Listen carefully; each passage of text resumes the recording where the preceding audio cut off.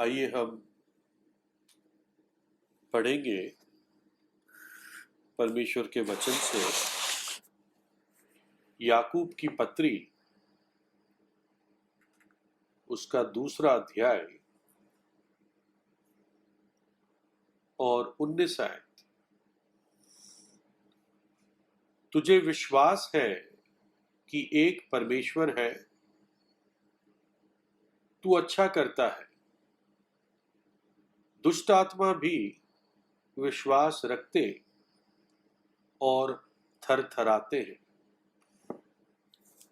और फिर और एक वचन पढ़ेंगे, भजन उसका 119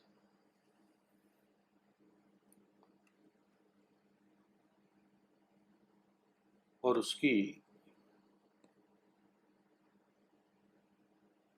63 आयत 63।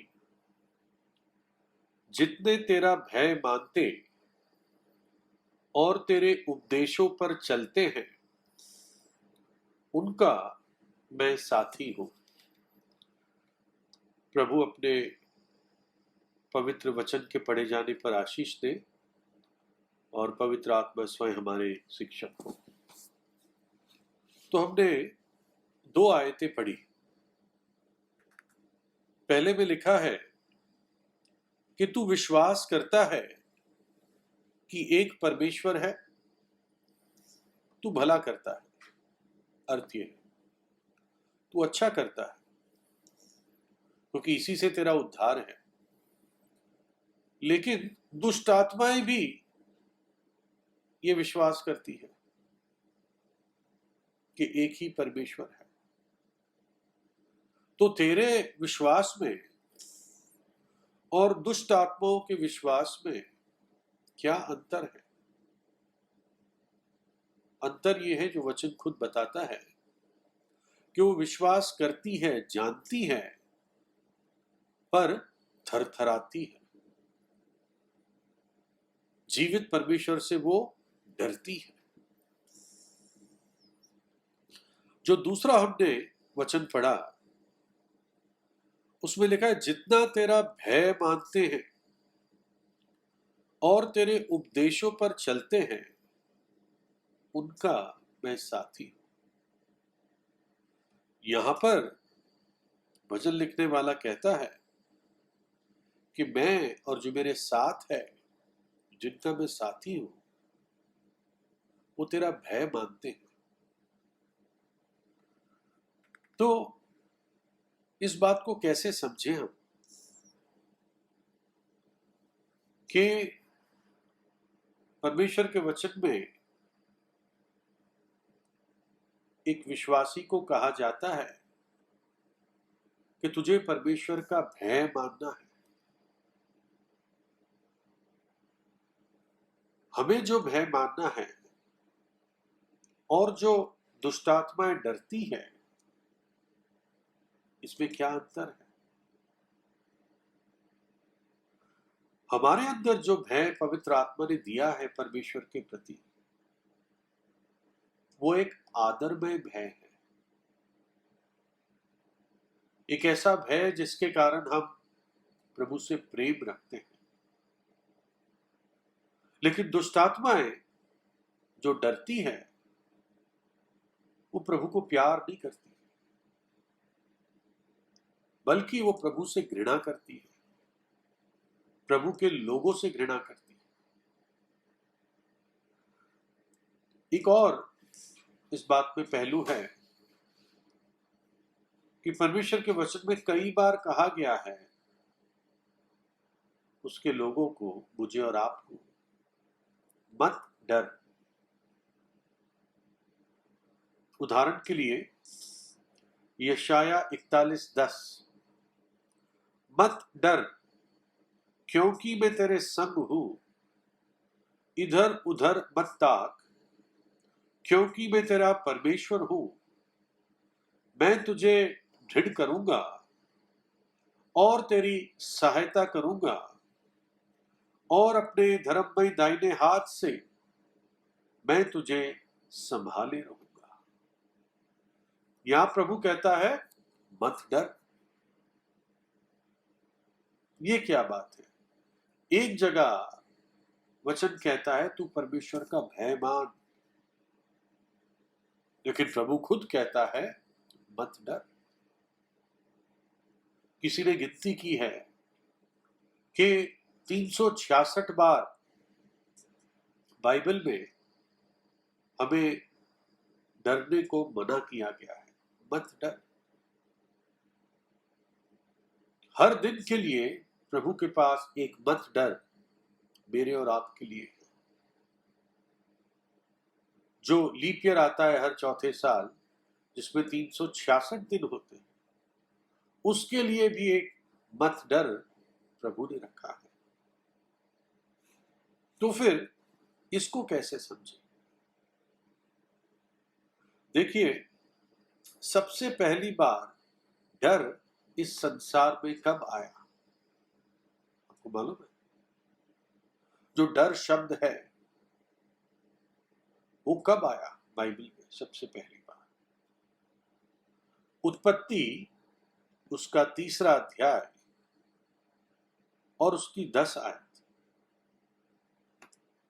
उसने कहा, यानी आदम ने कहा, मैं तेरा शब्द, मैं तेरा वचन बारी में सुनकर डर गया, क्योंकि मैं नंगा था इसलिए छिप गया। आदम को सबसे पहली बार डर तब लगा जब उसने परमेश्वर के विरुद्ध पाप किया। प्रभु तो उसको रोज दिन के ठंडे समय मिलने आता था, उसके साथ संगति करता था, उससे बातचीत करता था। आदम से ही सारे प्राणियों के नाम दिलवाए। आदम को ही उसने पत्नी दी। आदम कभी नहीं डरा प्रभु से, आराम से प्रभु के साथ संगति करता था, उस संगति का आनंद लेता था। लेकिन अब डर आ गया। पाप इस संसार में मृत्यु तो लाया ही, लेकिन डर भी लाया। आदम को पहले भय था। पाप आने से पहले उसको परमेश्वर के लिए एक आदरमय भय था। प्रभु ने कहा था उसको कि तुझे पूरी छूट है, पूरी आजादी है, जो मर्जी तू खा सकता है, बस इस एक पेड़ का फल तू मत खाना। और आदम ने ऐसा किया भी शुरुआत में, क्योंकि वो प्रभु की बात का आदर करता था, उसको प्रभु का भय था। लेकिन एक दिन आया जब उसने उस भय को एक तरफ रखकर शैतान की बात को मान लिया, और तब पाप इस संसार में आया। और जब पाप संसार में आया तो डर को लेके आया, और डर हमारे मन में चिंता और हमें सुरक्षा रहित बनाती है, इनसिक्योर बनाती है। जब अलग अलग चीजों के लिए चिंता करने लगते हैं, और तब प्रभु कहता है मत डर, मैं तेरे संग हूं, तेरी सहायता करूंगा। देखिए, यशाया उसका 8 अध्याय उसकी 11 से 13 आयत में क्या लिखा है? यशाया 8 अध्याय 11 से 13।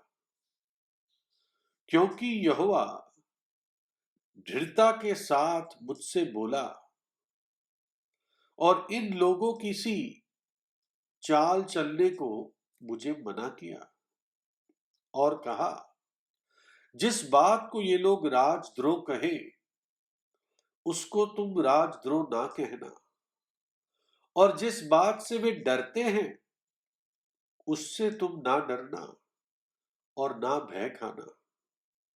सेनाओं का यहोवा ही को पवित्र जानना, उसी का डर मानना और उसी का भय रखना।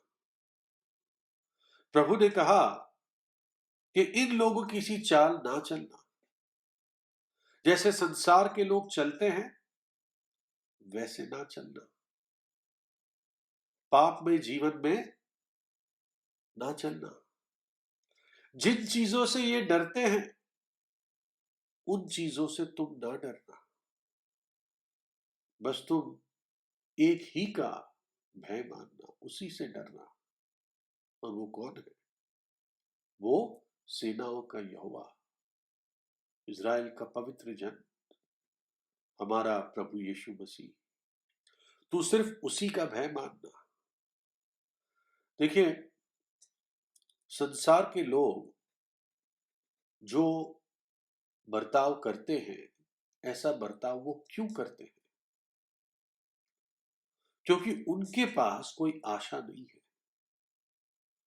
उनके पास हमारी जैसी चट्टान नहीं है।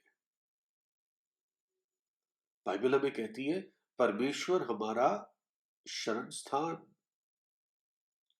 और बल है, अति सहज से मिलने वाली सहायता है।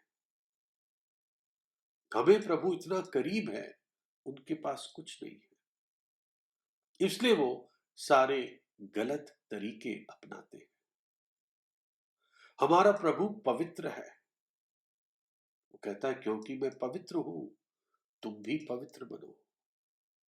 उनको ये कहने वाला कोई नहीं है, इसलिए उनके जीवन में भयंकर पाप और घिनौने काम होते हैं।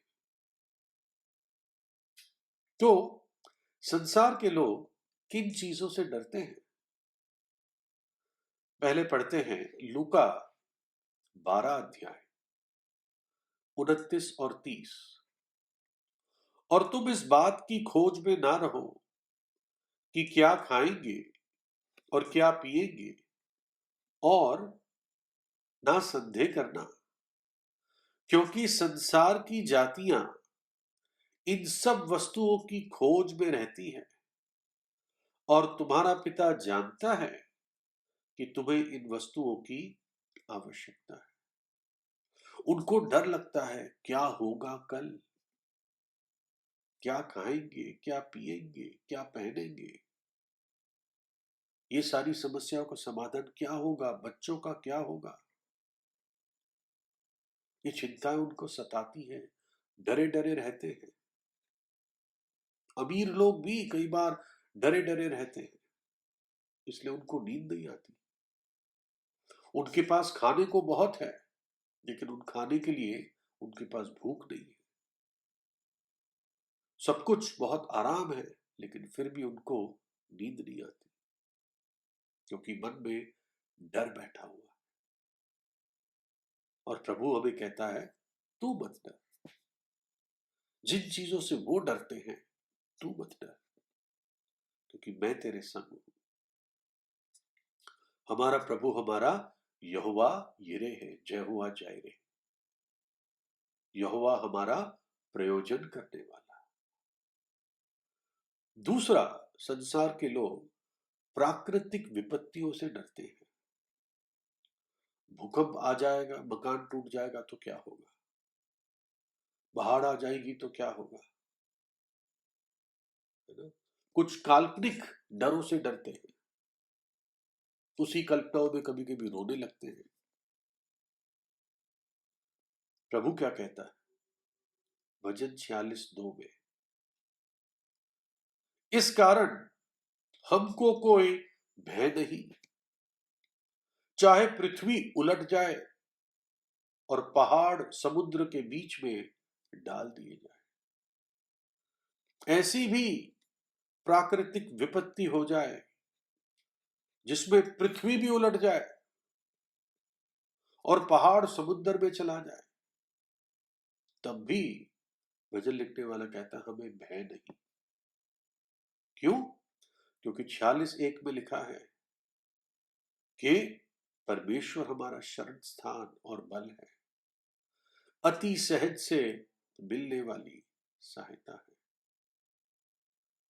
इसलिए हमें भय नहीं, डर नहीं। तीसरी चीज, संसार के लोग भविष्य से डरते हैं। प्रभु यीशु ने कहा कि लोगों का दिल डर से भर जाएगा आने वाले दिनों में। लूका 21 अध्याय की 26 आयत। और भय के कारण और संसार पर आने वाली घटनाओं की बाट देखते देखते लोगों के जी में जी ना रहेगा, क्योंकि आकाश की शक्तियां हिलाई जाएगी।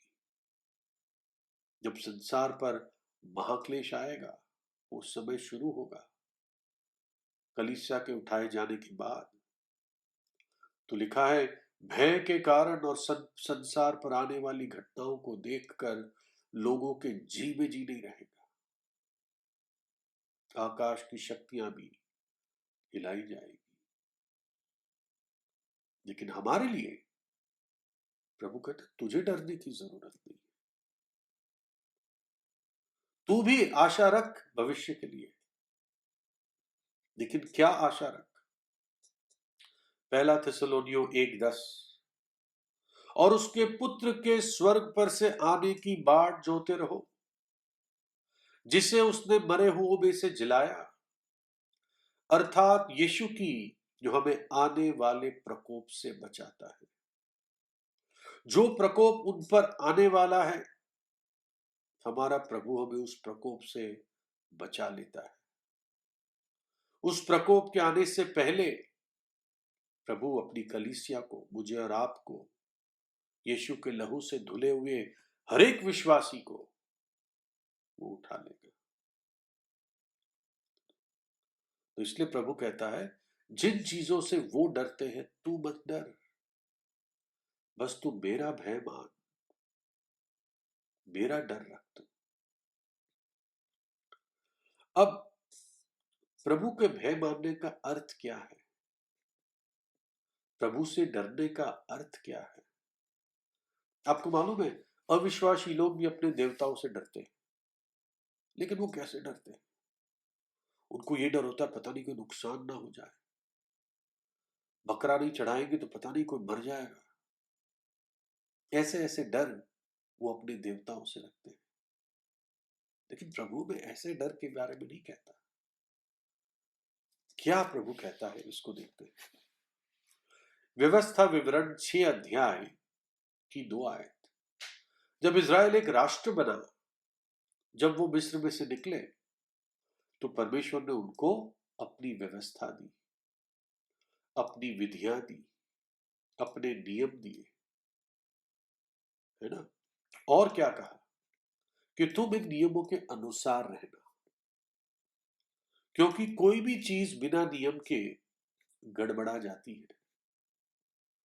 मानो कि जहां आप रहते हो, अगर वहां पे कोई नियम ही ना हो, तो कोई भी आपके घर में घुस के वहां सो जाएगा, है ना। और लेफ्ट साइड गाड़ी चल रही है, सामने से गाड़ी आ जाएगी, टक्करें हो जाएगी। हर चीज में एक नियम होता है ना। हम एक दूसरे से बातचीत करते हैं, उसमें भी एक नियम होता है। जो गाली गलौज से बात करता है उसको बदतमीज कहते हैं, उसका मुंह बंद किया जाता है। तो जीवन के हर क्षेत्र में एक नियम होता है। प्राणियों में नियम होता है ना। एक समय होता है जब पक्षी आते हैं, एक समय होता है जब पक्षी चले जाते हैं, है ना। फल फूल पेड़ पौधों का नियम होता है। तो जब इजरायली जो गुलाम थे 400 वर्ष से, जब वो आजाद हुए, तो उनको भी नियम की आवश्यकता थी, व्यवस्था की आवश्यकता थी, आज्ञाओं की आवश्यकता थी। क्योंकि एक गुलाम जो सख्त नियम में रहता है 400 वर्ष से, वो पीढ़ियां, अब उनको एकदम आजादी मिली, तो उनके लिए तो वो आजादी नुकसान कर देती, अगर प्रभु उनकी भलाई के लिए नियम ना देता। तो प्रभु ने क्या कहा? व्यवस्था विवरण 6 अध्याय की 2 आयत। और तू और तेरा बेटा और तेरा पोता यहोवा का भय मानते हुए उसकी उन सब विधियों और आज्ञाओं पर जो मैं तुझे सुनाता हूं अपने जीवन भर चलते रहे, जिससे तू बहुत दिनों तक बना रहेगा। प्रभु ने कहा, तू यहोवा का भय मानना, और उस भय मानने में क्या करना, उन सब विधियों और आज्ञाओं पर जो मैं तुझे सुनाता हूं उस पर चलना। तू चलना, अपने बेटों को सिखाना, अपने पोतों को सिखाना, और पीढ़ी भर पीढ़ी ये बातें सिखाते रहेगी, एक पीढ़ी दूसरी पीढ़ी, आने वाली पीढ़ी। उसी अध्याय में जब थोड़ा नीचे चलते हैं तो प्रभु क्या कहता है, 4 और 5 आयत में, हे इज़राइल सुन, यहोवा हमारा परमेश्वर है, यहोवा एक ही है। तू अपने परमेश्वर को अपने सारे मन और सारे प्राण और सारी शक्ति के साथ प्रेम रखना। तो प्रभु कहता है, मेरा भय मानना। और जैसे वो कहता है इस बात को 2 आयत में, वो 5 आयत में कहता है, तू अपने यहोवा से, परमेश्वर से बहुत प्रेम करना, अपने सारे मन से, अपने सारे प्राण से और अपनी सारी शक्ति से। मन यानी दिमाग से, प्राण यानी अपनी सारी भावनाओं से, शक्ति यानी ताकत से, पैसे से। तू अपने प्रभु यहोवा से प्रेम रखना। और प्रेम रखने का अर्थ क्या है? क्या मैं प्रभु को चिट्ठी लिखूं? ये अर्थ नहीं है। जो यानी हमें समझ में आया, प्रभु कहता है मेरा भय मानना, यानी कि मुझसे प्रेम रखना, पूरे मन से, पूरे प्राण से, पूरी शक्ति से। और प्रेम रखने का अर्थ क्या है? ये हम पढ़ते हैं यूहन्ना 14 अध्याय में, जब प्रभु यीशु मसीह हमें साधारण शब्दों में इस बात को समझाता है। यूहन्ना 14 अध्याय उसकी 15 आयत, यदि तुम मुझसे प्रेम रखते हो तो मेरी आज्ञाओं को मानोगे। मैं कैसे जानूं कि मैं प्रभु से प्रेम रखता हूं? उसका उत्तर वही है, तो मेरी आज्ञाओं को मानोगे। फिर 14 अध्याय की 21 आयत में, जिसके पास मेरी आज्ञा है और वह उन्हें मानता है, वही मुझसे प्रेम रखता है, और जो मुझसे प्रेम रखता है उससे मेरा पिता प्रेम रखेगा, और मैं उससे प्रेम रखूंगा और अपने आप को उस पर प्रकट करूंगा। तो जो प्रभु से प्रेम रखता है वो प्रभु की आज्ञाओं को जानता है और मानता है। और ऐसे व्यक्ति से पिता प्रेम रखता है, और पुत्र कहता है, प्रभु यीशु कहता है, मैं उसको अपना एक विशेष दर्शन दूंगा, वो प्रभु को और करीबी से जानेगा। फिर और बढ़कर प्रभु बोलता है 23 आयत में, यीशु ने उसको उत्तर दिया, यदि कोई मुझसे प्रेम रखे तो वो मेरे वचन को मानेगा, और मेरा पिता उससे प्रेम रखेगा, और हम उसके पास आएंगे और उसके साथ वास करेंगे। कितनी सुंदर बात है। उस व्यक्ति के साथ परमेश्वर की उपस्थिति होगी। प्रभु यीशु ने कहा, मैं और मेरा पिता उसके साथ आकर वास करेंगे। इंग्लिश में लिखा है ड्वेल विथ हिम, उसके साथ तंबू में रहेंगे, उसके साथ घर बनाएंगे। तो प्रभु कहता, मेरा भय मानना। मेरे भय मानने में तू इस बात को पूरी करना कि तू मुझसे प्रेम रखना। मुझसे प्रेम रखने का अर्थ है मेरी आज्ञाओं को मानना। तब मैं अपने आप को उस पर प्रकट करूंगा और मैं और पिता उसके साथ वास करेंगे। देखिए, अय्यूब की पुस्तक में कई सारी भेद की बातें हैं। अय्यूब की पुस्तक आप पढ़ेंगे, कुछ नई बातें आपको पता चलेगी जब जो आपने कभी नहीं सुनी है। और अय्यूब की पुस्तक कई लोग पढ़ने से डरते हैं क्योंकि उसमें बहुत दुख आता है। अय्यूब पर बहुत दुख आता है। उसके 10 बच्चे एक दिन में मर जाते हैं, उसकी सारी संपत्ति खत्म हो जाती है, उसके शरीर पर फोड़े हो जाते हैं, उसको खुजली हो जाती है। उसकी पत्नी कहती है, तू प्रभु को, बस मैं वो शब्द बोल भी नहीं सकता, ऐसा बोल और तू मर जा, क्यों जिंदा है तू। तो सब जगह से वो मुश्किलों में आ गया। और इसी पुस्तक में एक बहुत बड़ी भेद की बात परमेश्वर का वचन हमें बताती है। कुछ आयतें मैं आपको पढ़ के बताऊंगा। अय्यूब उसका 28 अध्याय, अय्यूब की पुस्तक उसका 28 अध्याय।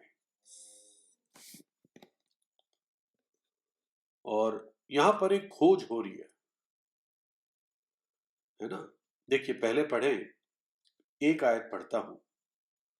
चांदी की खानी तो होती है, सोने के लिए भी स्थान होता है जहां लोग ताते हैं। लोहा मिट्टी में से निकल जाता और पत्थर पिघालकर पीतल बनाया जाता है। मनुष्य अंधियारे को मनुष्य अंधियारे को दूर कर दूर दूर तक खोद खोद कर अंधियारे और घोर अंधकार में पत्थर ढूंढते हैं। यानी चांदी को ढूंढता है मनुष्य, सोने को ढूंढता है, लोहे को ढूंढता है, पीतल को ढूंढता है। कई चीजें खोद खोद कर वो बहुत कुछ निकाल लेता है। लेकिन ये लिखा है 12 आयत में, परंतु बुद्धि कहां मिल सकती है और समझ का स्थान कहां है। मुझे मालूम है सोना कहां मिलता है, चांदी कहां मिलती है, पीतल कहां मिलता है, लोहा कहां मिलता है, कोयला कहां मिलता है, लेकिन बुद्धि मैं कहां से ढूंढूं, समझ मैं कहां से लाऊं। 13 आयत, उसका मोल मनुष्य को मालूम नहीं, जीवन लोक में वो कहीं नहीं मिलती। अथाह सागर कहता है वह मुझ में नहीं है, समुद्र भी कहता है वो मेरे पास नहीं है। यानी समझ और बुद्धि मेरे पास नहीं है। चोखे सोने से वह मोल लिया नहीं जाता और ना उसके दाम के लिए चांदी तोली जाती है।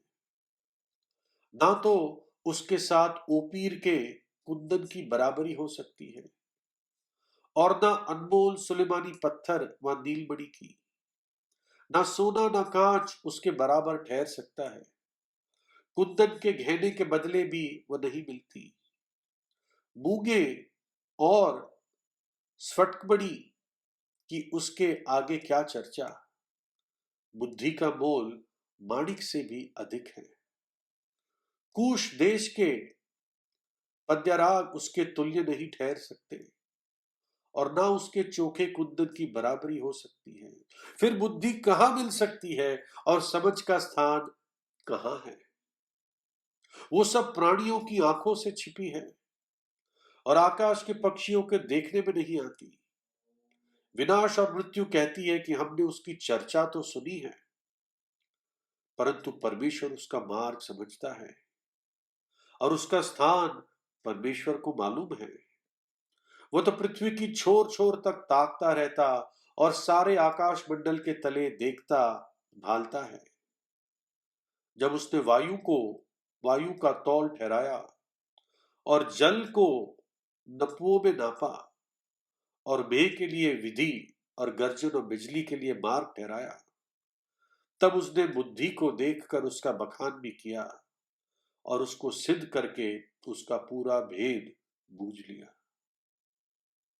परमेश्वर ही जानता है बुद्धि और समझ कहां मिलती है। और उसका उत्तर 28 आयत में है।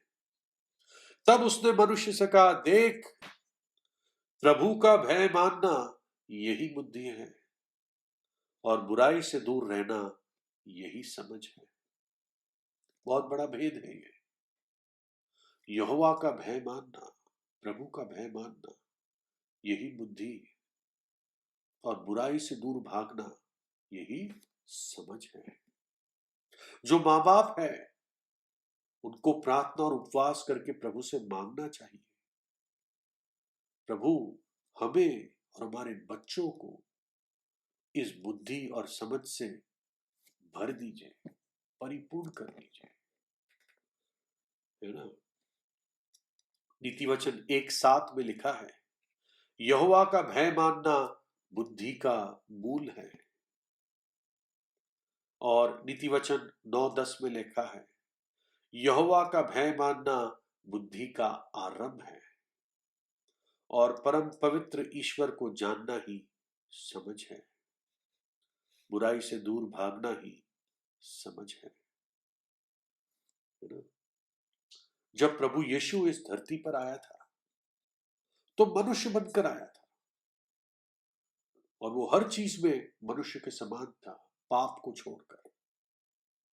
और आपको मालूम है किस बात में वो आनंदित था? पढ़ते ही यशाया 11 अध्याय 2 और 3, ये प्रभु यीशु की भविष्यवाणी थी। और यहोवा का आत्मा, बुद्धि और समझ का आत्मा, युक्ति और पराक्रम का आत्मा, और ज्ञान और यहोवा के भय का आत्मा उस पर ठहरा रहेगा। वो रहेगी लिखा हिंदी में ठहरा रहेगा। और फिर 3 आयत में, और उसको यहोवा का भय सुगंध सा भाएगा। वो पिता के भय में जिया इस पृथ्वी पर। क्या पुत्र कभी पिता से डरा? डरा नहीं, उसका भय रखा। तो हमेशा कहता था, पिता हमेशा मेरे साथ है, बस इस क्रूस के 3 घंटे को छोड़कर, 6 में से 3 घंटे। क्या लिखा है? उसको यहोवा का भय सुगंध सा भाएगा। आने वाले दिनों में प्रभु इज़राइल को मोड़कर वापस लाएगा। आज इज़राइल दूर है प्रभु से। सिर्फ 1, 2, 3% लोग हैं जो वास्तव में यहोवा पर भरोसा करते हैं। उसमें वो यीशु को नहीं जानते। बहुत कम 1000 लोग हैं, कुछ 8-10 ऐसे 1000 लोग हैं बस जो प्रभु यीशु पर विश्वास करते हैं इज़राइल में, यहूदियों में से। और कुछ यहूदी है जो वास्तविक रूप से मसीहा का इंतजार करते हैं, लेकिन ज्यादातर लोग अधर्मी हो गए, अपने खाने पीने की जिंदगी में लौलीन हो गए।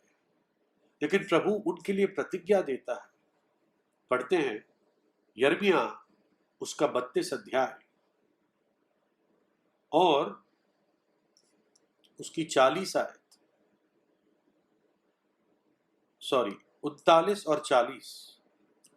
मैं उनको एक ही मन और एक ही चाल कर दूंगा कि वे सदा मेरा भय मानते रहें, जिससे उनका और उनके बाद उनके वंश का भी भला हो।